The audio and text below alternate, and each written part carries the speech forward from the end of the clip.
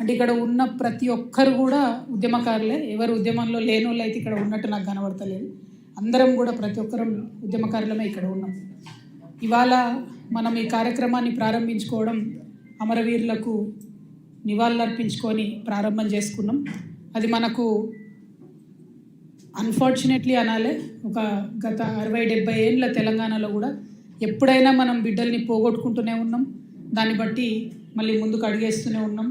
వారి స్ఫూర్తివంతమైనటువంటి త్యాగాన్ని మన ఇవాళ రాష్ట్రం సాధించుకోవడం కోసం మనందరికీ ఒక ఇంధనమై పనిచేసింది. అన్ఫార్చునేట్లీ ఆయా కుటుంబాలకు తీరని లోటుగా ఉన్న మనందరికి కూడా ఎప్పుడన్నా ఒక్క అడుగు నిరాశ నిస్పృహ వచ్చినప్పుడు, అరే ఆ బిడ్డలు కాలిపోయారు కదా, వాళ్ళకి న్యాయం జరగాలి కదా, వాళ్ళ త్యాగానికి అర్థం ఉండాలి కదా అని మళ్ళీ మనందరం పిడికిలు బిగించి ముందటి కురికి కొట్లాడినాం.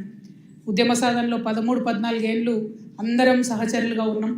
రోడ్ల మీద కూర్చున్నాం, వంట వార్పులు చేసినాం, అనేక కార్యక్రమాలు, మానవహారం కావచ్చు.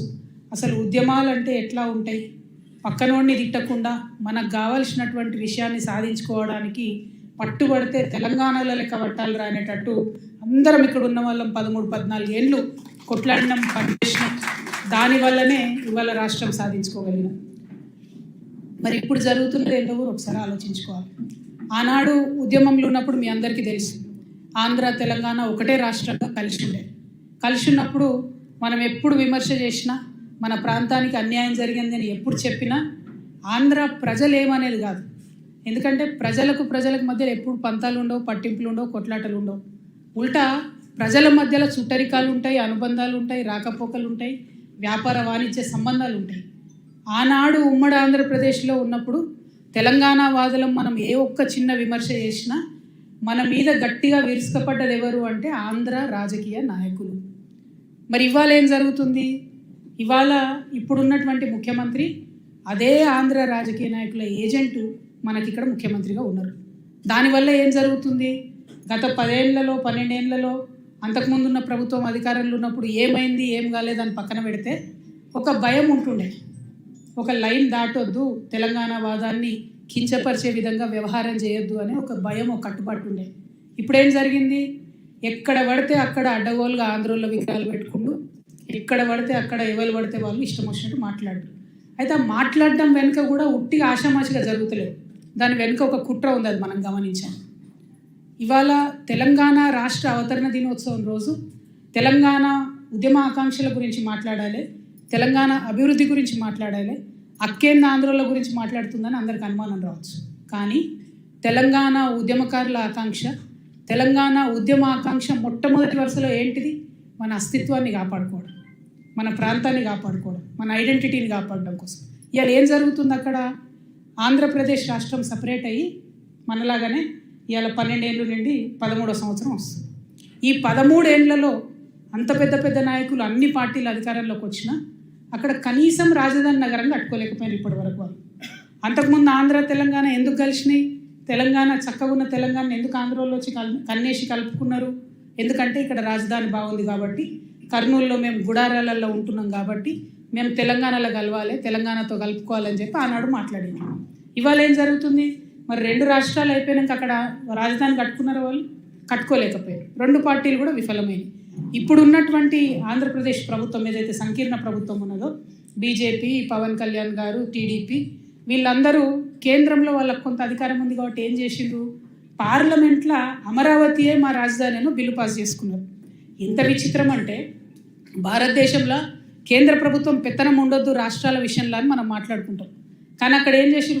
వాళ్ళు అసెంబ్లీలో తీర్మానం చేసుకోవాలి రాజధాని ఎక్కడని, తీర్మానం చేసుకోకుండా పార్లమెంట్లో తీర్మానం చేశారు. చేయంగానే ఏమైంది?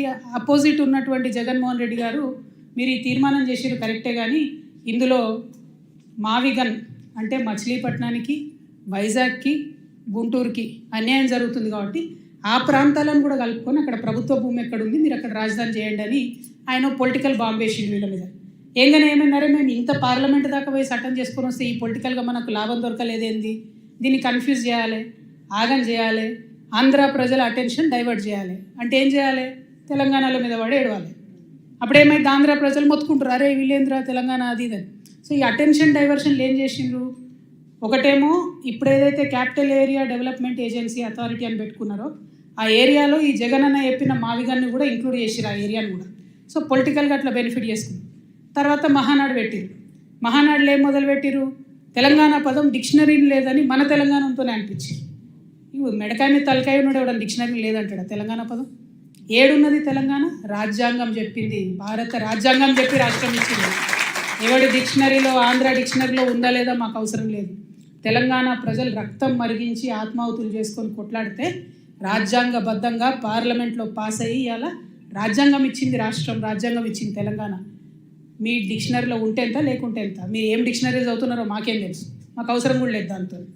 అదొక మాట అన్నారు. అయిపోయిందా? అయిపోయాక వెంటనే మంత్రి లోకేష్ గారు ఏమంటారు? మేము తెలంగాణలోకి విస్తరిస్తున్నాం అంటారు. అయ్యా లోకేష్ గారు, ముందు ఇప్పుడు వానాకాలం వస్తూ ఉన్నది. అయ్యా పవన్ కళ్యాణ్ గారు, మీరు రేపు పొద్దుగాలేంది తెలంగాణ నవనిర్మాణాన్ని పవన్ కళ్యాణ్ వచ్చి ఇక్కడ సభ పెడతాడు.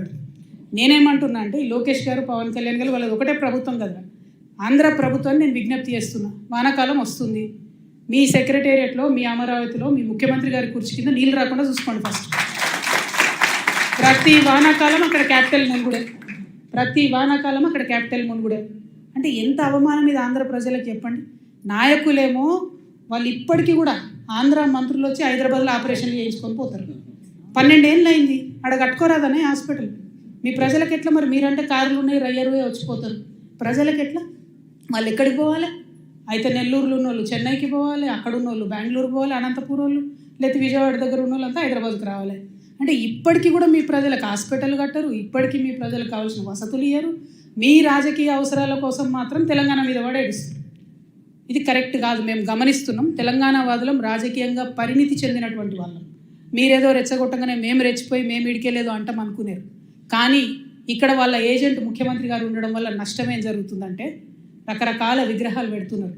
నేను ముందే చెప్పిన, నేనైతే పాత నాయకులంతా మంచిదని కాదు. ఇట్లనే మీరు ఊకే చేసిందంటే మేము ఖచ్చితంగా అధికారంలోకి వస్తాం. అన్ని విగ్రహాలు బిడ్డ పలగొట్ట ఆంధ్రాకి పార్సల్ చేస్తాం.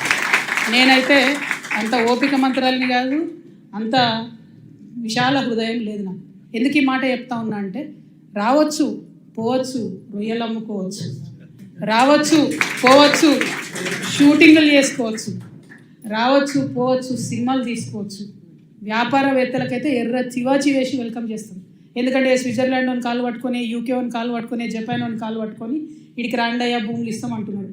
ఆంధ్రాలో శ్రీ సిటీ అని కట్టిండు ఆయన, ఎవరో రెడ్డి శేఖర్ రెడ్డి ఎవరు, ఆయన కూడా వెల్కమ్ చెప్తాం మనం. ఎందుకంటే ఒక పేరు ఎందుకు చెప్తున్నా అంటే సక్సెస్ఫుల్ మోడల్. అక్కడ 30 దేశాల నుంచి వచ్చి కంపెనీలు పెట్టుకురు ఆయన సిటీలో.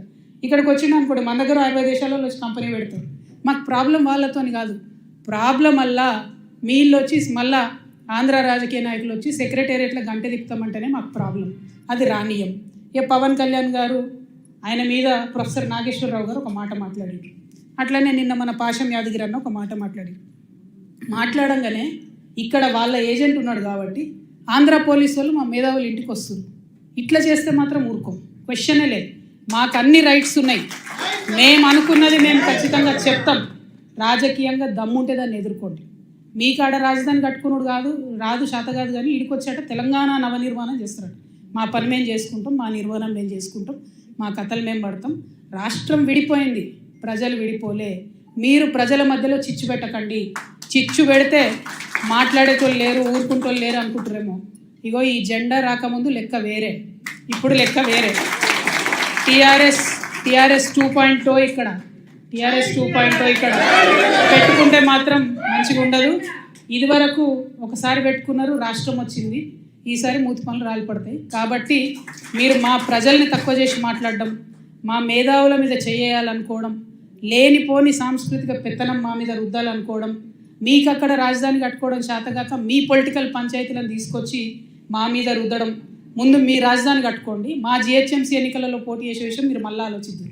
మా జిహెచ్ఎంసీలో ఇక్కడ సెటిల్ అయ్యి ఇక్కడ ఉన్నటువంటి ఆంధ్ర బిడ్డలు మా వాళ్ళు. గత 12 ఏళ్ళుగా వాళ్ళని మేము కడుపులో పెట్టుకొని కాపాడుకున్నాం.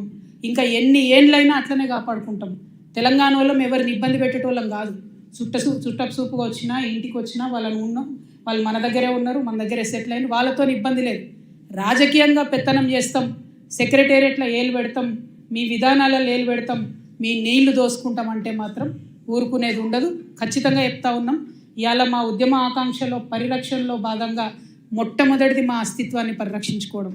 ఆ అస్తిత్వాన్ని పరిరక్షించుకోవడంలో మీరు ఆంధ్ర వాళ్ళైనా సరే, ఇక్కడ ఆంధ్ర ఏజెంట్గా ఉన్న తెలంగాణ ముఖ్యమంత్రి అయినా సరే, తెలంగాణ అస్తిత్వాన్ని క్వశ్చన్ చేసే విధంగా మాట్లాడితే మాత్రం ఊరుకునేదే ఉండదని చెప్పి ఈ సందర్భంగా తెలియజేస్తూ, మరి ఇక్కడ ఉండేటటువంటి మన ఉద్యమకారులకు నేను రిక్వెస్ట్ చేస్తూ ఉన్నా. ప్రభుత్వాన్ని మనం పదే పదే కోరినాం, 2.5 సంవత్సరాలు అయింది. ఉద్యమకారుల ఆకాంక్షలు నెరవేర్చండి, ఉద్యమకారులకు మీరు ఇచ్చినటువంటి వాగ్దానాలు నెరవేర్చండి అని పదే పదే అడిగినాం. అడిగితే ఏం చేసిండ్రు? ఇప్పుడు వరకు 2 సార్లు 3 సార్లు కమిటీ చేసిండ్రు. టైంపాస్ చేస్తున్నారు తప్పితే విషయం అయితే క్లారిటీ ఇస్తలేదు. రేపు 2వ తారీఖు, రేపు తెలంగాణ రాష్ట్ర అవతరణ దినోత్సవం. మనందరం సగర్వంగా జెండా వేసుకొని చాటే రోజు. రేపు ముఖ్యమంత్రి గారికి మేమందరం ఇక్కడ నుండి ఈ రౌండ్ టేబుల్ వేదికగా డిమాండ్ చేస్తూ ఉన్నాం. ఏదైతే మీరు మేనిఫెస్టోలో ఉద్యమకారులకు హామీ ఇచ్చిందో అది రేపు ప్రకటించండి.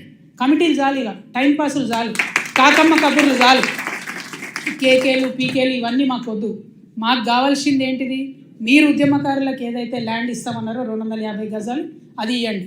మీరు ఉద్యమకారులకు అమరవీరుల కుటుంబాలకు ఏదైతే పెన్షన్ ఇస్తామన్నారో అది ఇవ్వండి. ఏమేమైతే మీరు వాగ్దానం చేసిరో అది ఇవ్వండి. కేవలం కోదండరామ్ సారు ఒకరిద్దరు బెనిఫిట్ అయితే సరిపోదు. ఎవరిని చూసి అయితే ఉద్యమకారులు కాంగ్రెస్ పార్టీ కోటేసిండ్రో ఆ నాయకులకు వాళ్ళందరికీ కూడా మేము హెచ్చరిక చేస్తూ ఉన్నాం. మీరు ముఖ్యమంత్రి గారిని కన్విన్స్ చేయండి. రేపు రాష్ట్ర అవతరణ దినోత్సవం నాడు జరిగేటటువంటి ఆ స్పీచ్లో ఖచ్చితంగా ఉద్యమకారులకు డిసైడెడ్గా ఇవ్వాలి. లేకుంటే ఇదివరకే అనుకున్నాం మేము భూముల ఆక్రమణ చేసుకుంటామని, ఇవాళ వాస్తవానికి ప్రభుత్వ భూమిని ఆక్రమించుకునే కార్యక్రమం ఉండే. కానీ తెలంగాణ వాదులందరికీ కూడా ఈ ఆంధ్రోలు చేస్తున్నటువంటి కన్ఫ్యూజన్ని సవివరంగా వివరించాల్సినటువంటి అవసరం ఉండే కాబట్టి ఆ ప్రోగ్రామ్ని రౌండ్ టేబుల్కి మార్చుకోవడం జరిగింది. ఎందుకంటే మనం ఆగం కావద్దు. లోకేష్ బాబు నేను ఎక్స్పాండ్ చేస్తాను కానీ ఇదేం సామ్రాజ్యం కాదు, ఎక్స్పాన్షన్ కుదరదు. దాని వెనుకున్న విషయాన్ని అర్థం చేసుకోవాలి. వాళ్ళు అక్కడ లోకల్ పంచాయతీ ఉండి తెలంగాణకు వస్తాం ఇక్కడికి వస్తాం అంటారు. ఇదివరకు ఇక్కడికి ఆంధ్ర పార్టీలు వస్తే వాటికి ఇక్కడ ఎగ్జిస్టెన్స్ లేదనే పంపించారు కదా ప్రజలు. ఇది ప్రజాస్వామ్యం, ఎవరైనా రావచ్చు, పోటీ చేయొచ్చు. కానీ ప్రజలు ఓట్లేరు అన్న విషయం తెలిసింది కాబట్టే ఇక్కడ దుకాణాలు బంద్ పెట్టుకొని అక్కడ పోయిండ్రు. ఇవాళ రాజకీయాల కోసం మాట్లాడుతున్నారు. కాబట్టి ఆ విషయాన్ని మనం ఖండిస్తూనే మన రాష్ట్రంలో మన ప్రభుత్వం నుంచి రావాల్సినటువంటి అంశాల మీద, ఆకాంక్షల మీద అందరం కూడా మాట్లాడాలని చెప్పి మళ్ళీ ఒకసారి కోరుకుంటూ, ఇప్పుడున్నటువంటి ముఖ్యమంత్రి గారికి కూడా హెచ్చరిక చేస్తున్నాం. మీరు గోదావరి కావేరి లింక్ ప్రాజెక్టు పోలవరం నుంచి పోతుందంటే ఒప్పుకొని సంతకం పెట్టి వచ్చింది. నీటి హక్కులను వదులుకుంటున్నారు. కరెక్ట్ కాదు. కేంద్ర ప్రభుత్వంతో సత్సంబంధాలు ఉన్నాయని చెప్తున్నారు కానీ రాష్ట్రానికి రావాల్సిన నిధులు తెచ్చుకోలేకపోతున్నారు. అది కూడా కరెక్ట్ కాదు. సో రాష్ట్ర డెవలప్మెంట్లో కూడా మనం ఏం కార్యక్రమాలు చేయాలో కూడా మీరందరూ సలహాలు సూచనలు ఇవ్వాలని కోరుతున్నాం. ఎందుకంటే టీఆర్ఎస్ పార్టీ పెట్టిన రోజు చెప్పినాం 5 అంశాల మీద మేము ఫోకస్ చేస్తూ ఉన్నాం. పాంచజన్యం అనేటటువంటి అంశాలతో ముందుకు పోతున్నాం. తెలంగాణ ప్రజలందరికీ ఉచిత విద్య రావాలి, ఉచిత వైద్యం రావాలి, మన వ్యవసాయంలో రైతే రాజు అనేటటువంటిది ఒక నినాదం కాదు, విధానం కావాలి. అదేవిధంగా యువతీ యువకులందరికీ కూడా 2 లక్షల నుంచి 20 కోట్ల రూపాయల వరకు రుణాలు ఇవ్వాలి. అన్నిటికన్నా ఎక్కువ మనందరం కలలు కన్నటువంటి సామాజిక తెలంగాణ నిజం చేసుకోవాలి. సబ్బండ వర్గాలకు పాలనలో ప్రాతినిధ్యం రావాలి. ఈ అంశాలన్నింటినీ ముందుకు తీసుకొని వెళ్తూ ఉన్నాం కాబట్టి ఖచ్చితంగా రాష్ట్రం తెచ్చుకున్నటువంటి వాళ్ళమే ఇక్కడ అందరం కూడా ఉన్నాం. రాష్ట్రాన్ని ఎట్లా డెవలప్ చేసుకోవాలి, దానికోసం మన పాత్ర ఏముండాలి, ఇప్పుడున్న ప్రభుత్వాన్ని ఎట్లా నిలదీయాలి, ఆంధ్ర ప్రభుత్వం యొక్క కుట్రలను ఎట్లా ఛేదించాలి, ఈ అన్ని అంశాల మీద సవివరంగా మాట్లాడి సూచనలు ఇవ్వాల్సిందిగా పెద్దలందరినీ కూడా కోరుతూ మీ దగ్గర సెలవు తీసుకుంటున్నా. జై తెలంగాణ.